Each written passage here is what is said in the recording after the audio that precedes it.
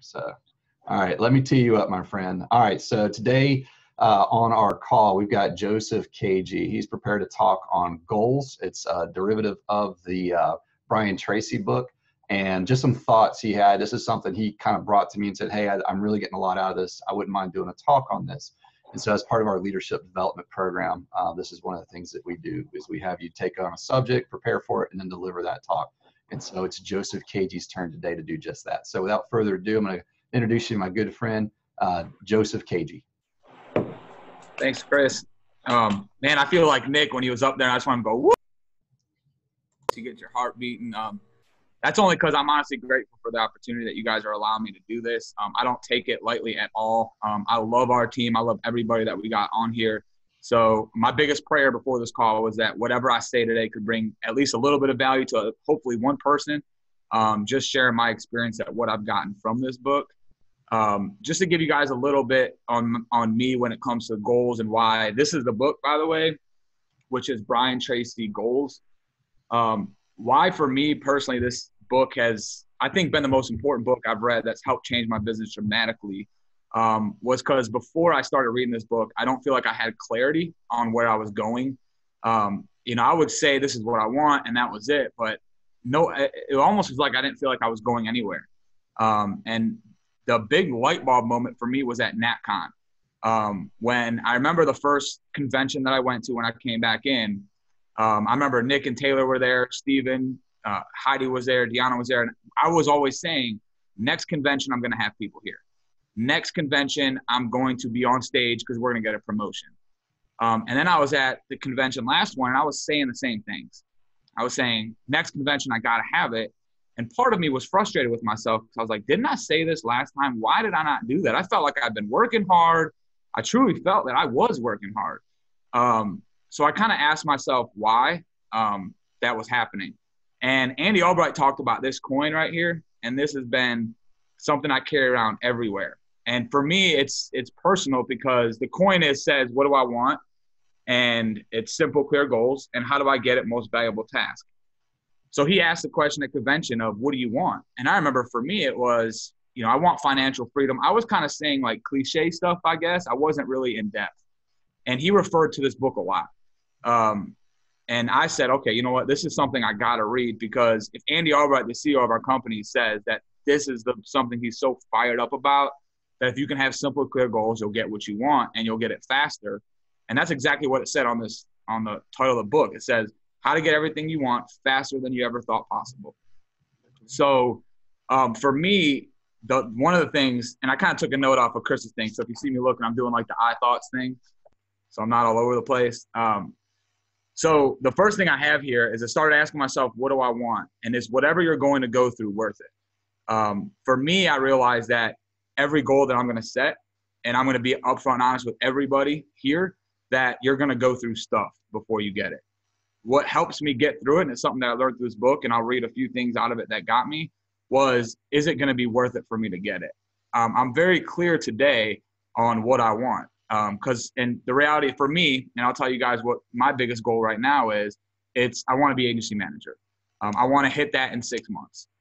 And when in this book, what it tells you is to list 10 goals that you have. And what is the most important goal for you it's more valuable than any other goals. And for me, it was hitting agency manager. We have other goals on there. I just believe if we hit agency manager, that will change things for our family. Now, before I read this book, I would just say, I want to hit agency manager. And I would work hard, and I felt like I wasn't really focusing on it. So I'm going to go to page 9 in this book, and it talks about you become what you think. And this is what changed for me because I think about this all the time. And Chris, we've been working together for God knows how long. And this is the first time I've actually looked at agency manager, and I was in your office, and it made me think, like I wanted to break down, like, hey, so if this person's making this, I even wanted to know how much money I would be making in passive income because I almost became obsessive with hitting agency manager. So he says here that the great summary statement of all religions, philosophies, metaphysics, psychology, and success is this. You become what you think about most of the time. Your outer world ultimately becomes a reflection of your inner world. The most common answer given by successful people is that they think about what they want and how to get it most of the time. I didn't really think until I started reading this book. And I'll tell you one thing about reading for me is the more I focus on what I'm reading, I become obsessive with what I'm reading. My favorite book before this was Leadership, 21 Irrefutable Laws of Leadership by John Maxwell. I said that was my favorite book at the time because I wanted to learn about leadership, and now I want to focus more on goals. So every single morning we have our whiteboard up there, and we have all our goals on there. And every day I wake up and I look at that. It's easy for me to get kind of caught up in everything we're doing, especially in this business. You got a self, we're recruiting, we're mentoring, we got people we're working with, we got our inner squad that we're helping with. I can sit down on this couch and stare at my daughter for 3 hours and not get moving. But I'll pull this coin out, and I know that if I want to be agency manager, I got to get up, I got to move. I got to talk to people every single day. I got to work with my team. I'm talking to Chris Alexander. I'm talking to Keisha and Darian and seeing what can I do to help you guys. Also speaking positive and believing you can get it. That's a big thing for me, which is my why. I'm not going to talk too much about the why because Chris killed it last week about why and what your why is. That gave me a lot of clarity too. So Chris, I want to thank you for that. If you haven't heard that call, it's recorded. If you want to know how to listen to it, text me. I'll send it to you. But I believe that because I know for me personally that when I'm focused on where I'm going and I'm in the motion and things are happening, I'm fired up. But for me, what do I do when I've worked all day and I feel like nothing happened? There was an obstacle that hit my way. Maybe somebody's moving forward and they're not answering my calls, or I've been recruiting dials and I've been trying to get people to come to the meeting and I didn't get any invites. What do I do then? But for me, the speaking positive and associating with people who believe in me, it helps me stay focused on my goal. It helps me realize that like, hey, I'm good enough. I can do it. I have the faith to make that goal happen. But when I wasn't looking at those things, when I hit that obstacle, I started believing like, and I would like slow down. I wouldn't take any action anymore because I was like, I don't know. I tried to recruit yesterday and nothing happened. But every day when I'm looking at it, I'm like, okay, this is a long-term goal. This is 6 months. I got 6 months to hit this. If I just every day plant some seeds every single day, it'll grow. So also becoming truly happy when making progress, that's kind of what made those obstacles easier for me. So I'm going to read another page out of this book. And it talks about happiness requires goals. So it says, happiness is the progressive realization of a worthy ideal or goal. You feel truly happy only when you are making progress step by step towards something that is important to you. Goals give you that sense of meaning and purpose, a clear sense of direction. As you move toward your goals, you feel happier and stronger. You feel more energized and effective. You feel more competent and confident in yourself and your abilities. Every step you take towards your goals increases your belief that you can set and achieve even bigger goals in the future. Honestly, I used to have a lot of doubt. There's days I'm still a human being that I will have doubt when I'm working towards my goals, but I truly never felt more, and I don't want to say results prove it, but I was talking to Chris and Mark about this, and I used to recruit a lot. I used to work hard, but nothing happened. I don't think it's just by sheer of luck or by chance that ever since I focused on wanting to hit agency manager, how I can do to help, I'm talking to a lot more people. I used to be scared to walk up to somebody and say, hey, you look familiar. But I'm like, that could be the one person. And there was like a guy at FedEx that came to our office. I didn't know, but I feel like I became so crazy fanatic about wanting what I want that all the fears that I have, it throws it away. My fears are very, very small now. It's not holding me. It's not controlling me. The what do I want? How do I get it? Is know what you have to do to get it. So for us personally, it's hitting agency manager. I used to just say that I want to hit agency manager. And I've been listening to a lot of Andy Albright's podcasts, and he talks about this very well. It's episode 93. And Bryan Tracy talks about it in this book, and I can go over it a bunch, but the basic of it is it's actually breaking it down inside of that goal. So for me to hit agency manager, I understand that I need one leg that's got to have 25,000, right? Now, when I'm talking to my team and I'm talking to Chris, I remember I was sitting down with Chris and Keisha and Robert. We were in the office, and Andy Albright talks about this. And it's crazy because you hear things and you never apply it and you wonder if they work. I started applying the things that I was hearing, not just reading the book and underlining it, highlighting it. I actually started applying it to my life. And I believe that somebody, I don't know who it is, but somebody's going to be my 25K leg in 6 months. I'm not sure who it is. And truthfully, I remember Chris, we were fired up. Chris Alexander was like, dude, I want to be that. And it was because of my belief in that it would transpire in my team. Now, if you're recruiting, I think that's huge. And I could honestly refer that into sales goals. If I want to help as many families, every single time I'm on the phone, I'm dialing, I don't know which person. That way, if somebody hangs up on me or I get a rebuttal, I don't book that appointment. I tell myself, I'm not sure who it is out of these leads that needs my help. I'm not sure who it is. I just know there's people here who need my help. It gives me that clarity, and I'm speaking that stuff. Chris, we were talking about this on the inner call yesterday. I'm speaking that stuff into my life. That's so important to me. Only reason what's changed for me personally is because I've been focused on what I want and how I got to get it. There's an emotion attached to it as well. So it said, I also wrote down that when you know what you want and focus on that, whenever the obstacles come, they are very small. I still go through the same obstacles every single day. Heidi and I, we talk about this a lot, that the more I'm focused, I'm like, I got to hit this. I got to get it. I got to get it.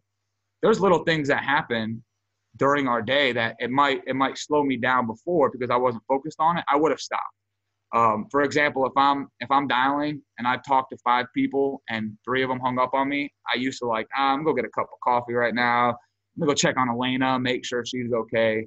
But every single day, this has kind of kept me focused on exactly where I'm going. I got to hit it. Like, in my mind, it's not that and he even talks about saying, we're going to be at agency manager in 6 months. Not even that I want to be. We kind of talk about it. We're going to be at agency manager in 6 months. We're going to have a 25K leg. We're going to have a 15K leg. We're going to have those legs. Not that it's going to be. We're going to have them. It's honestly brought a self-confidence in myself. The biggest thing also that I love about what this book has done for me is I've accepted responsibility in my own actions. I understand that if I can change, that we'll get what we want. And I'm going to read another page out of this book. If I can get to it. So this part I underlined, I circled, I starred, because that's big for me, is accepting responsibility. When I can accept responsibility, it doesn't allow me to have resentment towards other people. I can sit there and go to a hot spot and say, man, that guy, when I raised my hand, he didn't pick on me first. And, simple little stuff when I'm blaming other people for why I don't have what I want. Personally, for me, I don't know if this is for you guys, I build a resentment towards other people. When you build a resentment, I feel like there's a blockage in my heart. I don't have that pure heart.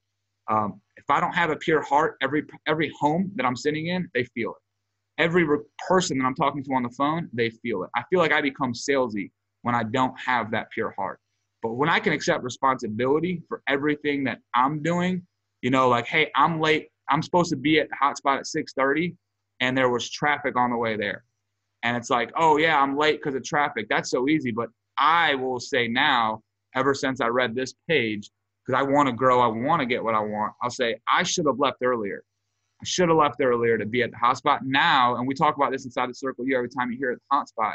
Now I know, okay, if I just leave earlier, now I'm actually moving towards something. If I blame it on traffic, I can't control traffic. So now what do? I'm stuck. I can't move. And in this part, he says, it is only when you free yourself from negative emotions by accepting complete responsibility that you can begin to set and achieve goals in every area of your life. It is only when you are free mentally and emotionally that you can begin to channel your energy and enthusiasm in a forward direction. Without the acceptance of complete personal responsibility, no progress is possible. I'm going to read that one more time. Without the acceptance of complete personal responsibility, no progress is possible. On the other hand, once you accept total responsibility for your life, there are no limits on what you can be, do, and have. I mean, when I read something like that, I just want to know I need to be more responsible. Like, people keep me accountable. I'll tell, if there's something I'm doing wrong, tell me, because I won't be able to, it tells me right there, I won't be able to move forward. It also talks about, I believe in the whole love conquers all. I want to be a pure heart for my team. I want to be that kind of leader. I realized the more I accepted responsibility, I truly believe I started leading with a pure heart. When I talk to new people, they feel that. I think one thing our business attracts most is people just want to belong to something that hey, I believe in you.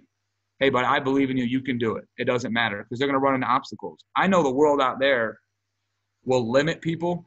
I don't want to say everybody, but I just know one thing for me is I was limited so much. When I came here and I hit obstacles, I'd have Chris pick up the phone, calling me, telling me, hey, man, look, we all go through this. It's all right. Get your butt up. Get here to boot camp. Let's go. Almost didn't go to that boot camp. And after that, we rode our biggest week yet. But I know Chris and Courtney, how much they work on having that pure heart, how much they work on accepting responsibility.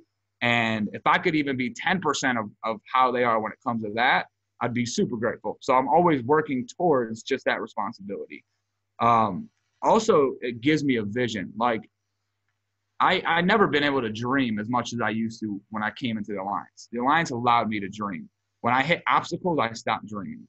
So the reason why I dreamed is when I came here, I realized, wow, I can actually make what I want to make. I can achieve what I want. It's all on me. Now, as soon as I hit an obstacle, I started doubting myself. I started to say, well, all these guys can do it. Can I? Everybody else is out there doing it. What about me? Can I still do that? Now, having a vision for me is what the goals help me do. It creates that vision. Like, it's crazy. We were talking about this yesterday, and I'm stealing this from Chris. But like, when you think about, I want to buy a Toyota Camry. When I went and shopped for a car, I knew I wanted to get a Camry because everybody said it's best on gas. I started seeing Camrys everywhere. I can't explain it as great as Chris did yesterday. All I know is the more we think about stuff, we automatically start to see it. It focuses us. I don't know what that was called, the reactivator, Chris, in the brain. It's called the reticular activating service. Okay, that's it. So it's a survival thing. Right. So I don't want to I can't reiterate that perfectly. The only reason I'm saying that is the more what you focus on, that expands. So when we're focusing on what we want and how do we got to get it every single day, it's like, I know I have to talk to somebody. I know I have to do something towards recruiting. And it's like, if I'm not talking to more people every single day, we got to hit agency managers. There's no question. All the fears kind of get released. I'm going to read another page because all this is coming from the book. So I kind of want to read what this book says. So it talks about in Proverbs 29:18. That's out of the good book. So it says, where there is no vision, the people perish. What this means is that if you lack an exciting vision for your future, you will perish inside in terms of lacking motivation and enthusiasm for what you are doing. But the reverse of this is that with an exciting future vision, you will be continuously motivated and stimulated every day to take the actions necessary to make your ideal vision a reality. I'm just going to read a little bit more. When you have clear, exciting goals and ideals, you will feel happier about yourself and your world. You will be more positive and optimistic. You will feel internally motivated to get up and get going every morning because every step you are taking will be moving you in the direction of something that is important to you. The clearer you can be about your long-term future, the more rapidly you will attract people and circumstances into your life to help make that future a reality. The greater clarity you have about who you are and what you want, the more you will achieve and the faster you will achieve it in every area of your life. Somebody who's really good at this, and I know I keep edifying Chris Long, but I know how much when he talks about hitting agency manager, he's not like, we're going to, we might. He's like, we're going to hit agency manager. It fires me up. I'm like, okay, so which leg am I going to be? I got to be this leg. I know if I want to be a leader for my team, I have to believe in my vision. People want to follow somebody who they believe in. If I'm not believing in it, how am I going to attract anybody else? I don't think it's by sure chance that I think in recruiting right now for us, we've had the most, I should say, momentum in our whole organization than we ever have. And I truly want to put that towards that we focused on that we truly believe that we're going to get it. And it makes me believe in people. When I start believing in myself, every person that comes along, I'm not judging them. I'm not saying this guy, he's not our alliance agent. He can't do it. This is not who we're looking for. Every person that I touch and I talk to, I really believe that you could be the next one. And I believe it in my heart. And I believe every time I'm talking to them, they feel that. And it fires me up when I'm doing that. I know one of my biggest passions in life is I want to bring value to people. That's why I love our business. It's like, if I'm making money then they're doing it. It's not just like I'm getting rich and everybody else is just eating pennies and nickels. I know if I can help achieve what I'm going to achieve and help everybody else get what they want, it's going to bring value to them. I know one day we're going to stand in front of our Creator, and He's going to show us the person that we could have became. And I'm scared to death that I'm not going to know who that is. I'm going to say, who was that? And I could see everything that I was capable of being. It's kind of why I like to continue to associate. I like to continue to be around the people and continue to focus on where I'm going, or I'll get lost in kind of like, there's so much, I guess you could say, in our business. I don't want to get lost. I don't know how much more time I got, Chris. I feel like I talk a lot. So like, I want to make sure I end with what I wanted to end with. That's how you prepare your talks, man, with the end in mind. Isn't that you? That's it. That is you, right? Was that you? Yeah, that's me. Begin with the end in mind. All right. Very good. Yeah. Start wrapping it up. Land the plane. You're doing great. All right. So I don't know about you guys, but I'm a believer, right? So I believe in my faith. What I believe in is that I can do all things through Christ who strengthens me. That's my belief. I don't know what yours is, right? Whatever yours is, you got to have crazy faith. I was listening to, it's a preacher, it's called Michael Todd. And he talked about how, so in the good book, he talks about there's Noah who starts building this ark. It's never rained. Nothing's ever happened. People called this guy crazy. Kind of like, and I really related to in this business, how many people called me crazy when I started this business. I was working, doing a fence company where I was making great money, but it wasn't what I wanted. People thought I was crazy. Now, when I achieve what I want, they're going to be like, wow, that guy had faith. And I think that's what it takes for us to get everything we need in this business. And back to about Noah and his ark, when he was on that boat with the animals and everybody else was drowning, they were looking at him like, oh my gosh, I can't believe that guy believed in what he wanted. For us, I think we got to believe in ourselves and our worth. And if you want to know how to do that, please listen to Chris Long's call last week about your why. You will know the value of yourself, how to get what you want. That is, I listened to it again this morning because it kind of fires me up. There's a question that he had in this book, and it said, what one great thing would you dare to dream if you knew you could not fail? If you knew that you could have whatever you wanted and you would not fail, whatever it is, whether it's having a house on the beach, whether it's having, a big, huge kitchen, whether it's being on stage and sitting in one of those leather chairs in the top 12.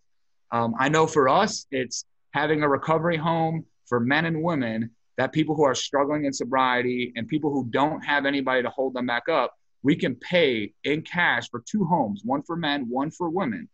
And we're going to give them a 30-day free stay and be able to help them get on their feet. There's nothing here in the city of Jacksonville or state of Florida that I know that there is that. I don't know why, but I believe 100% we're going to have that. Now, that's the one great thing I would have if I knew I would not fail. Now, we all have a gift. We all have the ability. I know comparison would be my biggest enemy. If I compare myself to every single individual, I think God's given every single one of us a different gift. I think God's put a specific gift in Nick. I think God's put a specific gift in Tony, Bella, Chris, Devin, Candace, Keisha, Lisa, Darian, Haley. We all have separate gifts, and we all have the same ability. The Alliance needs every single one of us. We don't need another Brant. We don't need another Andy Riddle. We need another you, because you have that exact gift that the Alliance needs. We just need you to believe in it. If you come around us, if you come around me, I know if you come around anybody in the hotspot, we'll tell you that we believe in you. We love you. I don't care how crazy you may be. I don't care the obstacles you have. We have them too. I know. And then the last thing I'm going to end with is this. When we're working towards our goals, I know we're going to hit obstacles. I know there's going to be things we have to overcome. Paul Roberts said it so well on a TWC. He said, we're all going to go through something, and it's not because we're going through it for us. If you believe in recruiting, you believe in leadership, we're going to go through stuff for somebody else. I know everything we're going through and we're going to go through, there's going to be somebody that's going to come along the way, and they're going to be going through that same thing. And I'm going to be able to look at them and be like, hey, look, I know it seems like it's impossible for you right now, but I've been there. And this is where we're at now. Let me show you. Let me hold your hand along the way, because I've been there.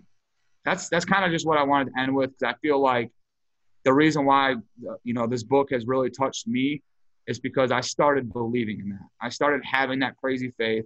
I started believing, like, why not me? Why can't I have it? That's right. Hopefully there was a little bit or anything, even if it's one thing that I was able to say that was able to help them. Chris, I want to thank you for just honestly giving me the opportunity to kind of pour into our team. I love you guys. there's anything I could ever do to serve you guys, I'm so grateful. I feel like this is one of the greatest moments of my life, being able to serve you guys, because I know how much you guys have served us and how much you've helped us, and hopefully I've been able to do the same. You did a great job, buddy. So everybody, round of applause. You can't hear them, but hey, I want to give you a couple points that I took away from your talk. So, and this is from a speaker's coach perspective, not just listening for content, because that's part of my job is to help develop you as a leader. And so I'm going to give you some positives here. We can talk through about the whole thing. There's just a few things. One, your talk included very good edification of not only people, but books that you've referenced to do your talk. So that was great. You gave reference to it. People believe in people that believe in what? People. So edification of people and books is huge. You did a good use of examples to make your point. You'd give something in theory about, like, say, like, that'll keep you from getting extracted. And you said, let me give you an example. Sometimes when I'm making dials, if I don't have my vision, I'll get up and go get coffee. And so you told a small story to make a point. So that's a very good use of your time when speaking. You did something I like to do. You reread important parts as you're reading. If you just sit there and read out of books, it's boring. But if you read, get excited, say, let me read that again. You did that a couple times. And what it does is it draws your audience in a little bit. So you did a great job there. And the last one, and I'm going to stop with this one, is good moments of passion you had. When you started talking pure heart, it's like you basically leaned back, you looked up and left, and you could just tell you were speaking from just your heart. It wasn't prepared notes. It was, like the whole talk I wrote down in quotes, pure heart, a real world out there. Like when you were uttering those words, it was very real to you, and you shared that. And so in addition to having structured talk points, you had moments where you broke away and just kind of put your notes down and talk. And so that I thought you had some really great, you had some really good points about your talk. So that's leadership feedback about your talk, not about the content, which I thought was incredible. Awesome job. So does anybody have any comments for Joseph on his talk today? I'd love to hear some feedback. Nick and Taylor, you guys go first. He just lit us up like a cheap cigar. I like that. But you did it. It was very good edification, very clear, amazing. It's like you've been doing this for 30 years. And he just got into his John Maxwell zone. He must have tapped up into it. But that was awesome. You fired me up. I liked when you talked about, and somebody might have it in the chat, but resentment builds blockage in your heart. Yeah, Taylor tweeted that one out on our board there. That was good. Yeah. But that was like, you killed that, because that is so true. And then I think, Chris, that's what you were talking about. Once he hit that line, that's when he just got in his zone. He got into his zone. Yeah, you could tell. Every talk's going to have that. There's always that awkward beginning that everybody always says, hey, thanks, blah, blah, blah. So the trick there, and you did a great job too, structure-wise, is being grateful. Gratefulness gets you through that awkwardness when you first take the stage. So that's always good. So you did a great job there. But all right, Tony has a comment. Hey, brother, I just can't wait to walk into those 2 homes that you're going to have opening for those people, because your heart is true and pure, and it's going to happen, and I can't wait. Love it. Thanks, Tony. Can't wait to have you there, bro. We need you to coach like the football team or something out there. Motivation. Joseph. All right, hang on. Somebody's talking. I don't know who it is yet. It's me, Chris. Can you hear me? I can. Hey, Lisa, of course. Hey. So it just blows me away, because how long have we known Joseph? Like, it's been years, and it just blows my mind how much he's grown. And I see so many strong, powerful leadership qualities coming out in him. And when he talks, Joseph, when you speak from the heart, it's like so freaking authentic. I mean that. I bust your what all the time, but I am really being completely genuine right now. Like, I'm so freaking proud of you. Wow. That means a lot, Lisa. Coming from you, that means a lot. I think that's the first compliment I got from Lisa. What is it? Don't get too used to it, all right? No, don't get too cocky. Great job. Proud of you. Thank you so much. Thank you. All right. Anybody else have any comments for Joseph about his talk? Heidi. I'm proud of you, babe. I'm a believer now. I wasn't before, but I am now. Oh boy. That's good. That's good. All right. So we will have another one of these lined up next week. It's going to be kind of a pattern that we use. I love this format. I hope you guys do too. Please give some feedback. Give me some feedback inside of our chat, Leaders Alliance chat, about the whole thing, because this is our call, my call. I want this to be about us. I want us to grow as leaders. I get the privilege of leading this team, but it's to collectively, it is our team. And so with that, I don't have a lot more to add to it. I really kind of want to wrap up. But thank you again, Joseph. Your remarks were very well regarded, and it was obviously prepared for it. So thank you very much for taking the time to do it, man. Good job today. Absolutely. Thanks for allowing me to do it. So did the team, man. All right. Hey, one quick administrative announcement real quick. I'm going to let all you guys go. I'm going to mute everybody real quick just because there's a couple people, some background noises. Boot camp is this Saturday from 10 a.m. to 4. Please do everything you can to not just get yourself here, bring somebody with you that you think might be a good fit for our business. I'm going to try to incorporate kind of a quick overview at the very beginning of the boot camp. So even brand new people should feel welcome about what the opportunity is. Yeah, you're welcome, T-Dubs. She's like, that's all I'm looking for. I just need that. So I will kind of, I'll probably do it personally, just kind of go through and give a quick overview, because I do know we've got some brand new people that don't even know what the heck we're doing. But just start coming on faith as friends of other people and stuff. So do your best to get yourself here. I got a chat. Oh, Candace Keeley's an amazing call, fired up. So I'm reading the comments now. But we'll have some great leaders here. The whole team, it's the whole Riddle banner. It will be here. So it'll probably be 80 plus strong. We'll provide lunch. Andy Riddle always buys everybody pizza. And so, yeah, just looking forward to having the team together. It's going to be a blast. So looking forward to it. Tony, you said you're coming down, aren't you? He's not. Maybe. It's a quiet thing. We'll see. He may come down. I know he's looking into it. We'll leave it there. All right, guys. With that, I'll give everybody the unmute all. Does anybody have any questions or comments? We're done. I'm just going to give it like 5 seconds and I'm going to end the call. Once, twice. All right. Chris. Yeah, who you got? Who is that? Deanna? Yeah, just real quick. Next Monday is Labor Day, right? It is. Yeah. So are we not doing this call, or how are we handling it? I'm not here. I'm going to be hunting. So no, let's just take Monday off. Is everybody good with that? Thank you for bringing it up. So no call next Monday. But the Monday after that, there will be. All right. All right, guys. Love you. We'll talk to you real soon. Bye. Bye, everyone. Have a great week. All right. Bye-bye. Good job this week, everyone.